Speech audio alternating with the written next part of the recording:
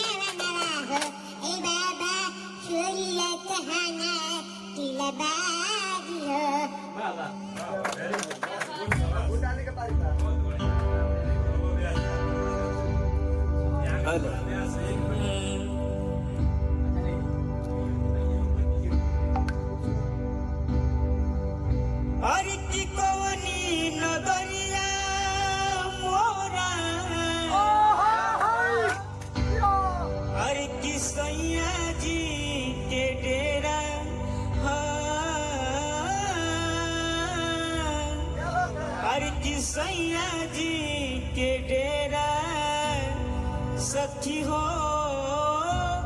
अरे कैसे जई बिन रे, अरे डगरिया कैसे जई बिन रे। आई ब्याज गई रो उटाली है। और ये सूर संग्राम आप लोग देखे थे, सूर संग्राम में स्पाइडरमैन बन के जाता था। और ये छोटा भाई गणेश, वैसे छोट ना हो हमारे से जेठ हो छोट भाई गणेश। और आज हम निकलाएंगे संगम जे कि जिला के 5 साल और भाई बहुत ही नेक दिल इंसान विजेंद्र भैया के मतलब डायरेक्टर है। डायरेक्टर का मनकार हमें, लेकिन इनको ना हो सब कलाकारों के भाई। और आज बहुत सौभाग्य के बाद था कि उटाली गणेश जी और सब कलाकार अंजलि आर्या और बहुत बढ़िया रिकॉर्डिंग दूर तो बन रहा दूरा मैं जीव गई रहूं ये जब तो माध्यम से आज कोनी नगरिया मोरा, अरे सैया जी के डेरा सखी हो, कि कैसे जई नयन जानी रे डगरिया। बहुत ही बढ़िया और हम चारों उटाली सूर संग्राम में तुम्हारा मिल रहा मोड़नी के रंग रहे थे। अरे की मुहावा से हेलो हेलो, अरे की मुहावा से हेलो हेलो, अरे की हथवा से टाटा दुपट्टा वाली, तो पे मन भइले लटाए दुपट्टा वाली, तो पे मन भइले लटाए दुपट्टा वाली। चढ़ल बा जवानी, अरे उमर को मशीन बा, तोहरो लाल गालो बड़ा रे हसीन बा, तोहरो लाल गालो बड़ा रे हसीन बा। कौना चौकी के गोरी खातू बाड़ुआ टाए दुपट्टा वाली, दुपट्टा वाली, तोहपे मन भइल लाटाए दुपट्टा वाली, तोहपे मन भइल लाटाए दुपट्टा वाली।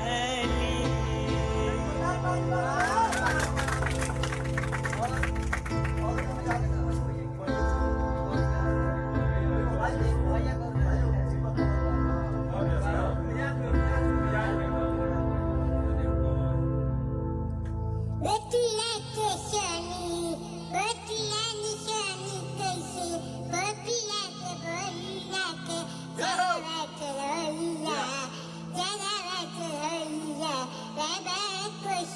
कहना लबार कोला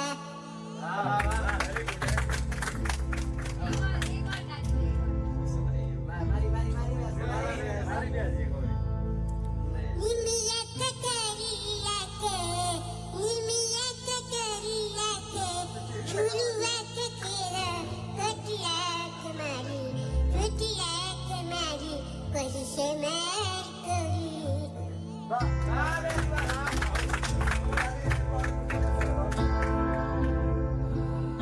ये बता दी कि हमारी फेसबुक पेज बा, यूट्यूब चैनल बा।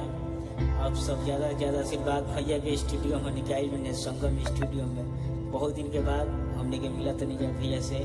बहुत हमने के सिंगर आर्या अंजनी आर्या और भाई बड़े भैया मुकुल भैया हमने के बहुत दिन से संगे बनी जा और संगम स्टूडियो में हमने के बन जा। हमारे भाई गणेश भाई भी भाई के सपोर्ट करी और आगे में बढ़ाई। बस बताइए तो कि ना कोनो जात पात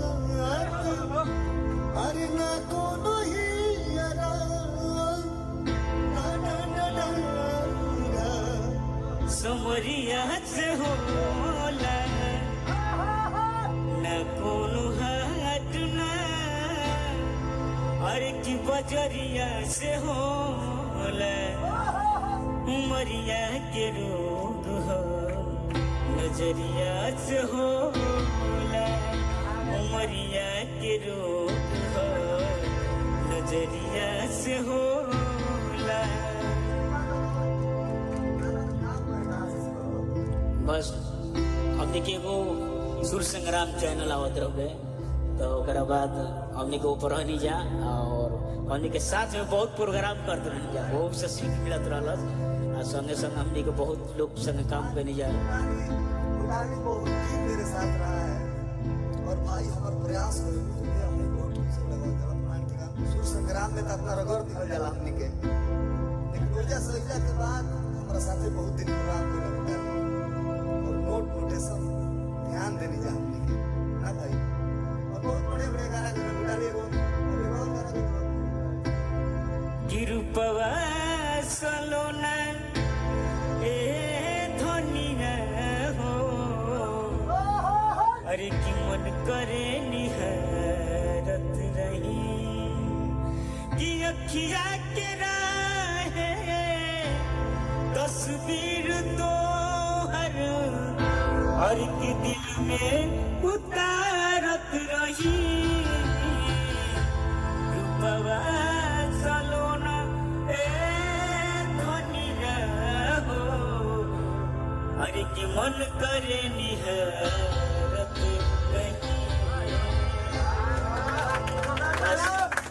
आप सब आशीर्वाद देते रही कि आगे बढ़त कि हमने के 3-4 गो चैनल वो करा करो सब सब्सक्राइब करी शेयर करी मुकुल सिंह ऑफिशियल भूटाली मैन और संगम रिकॉर्ड्स और एगो हां गणेश डांस और एगो और बात बताए तनी आज भैया ई दोनों जना के जैसे लड़कन के गोद लेवल जाला तनी भैया आज गोद लेने कलाकार प्रोजेक्ट संगम रिकॉर्ड्स पे वो सबके सुने के मिली बराबर और ई पेज के फॉलो करी जा अपन आशीर्वाद प्यार दी जा। जय हो जय।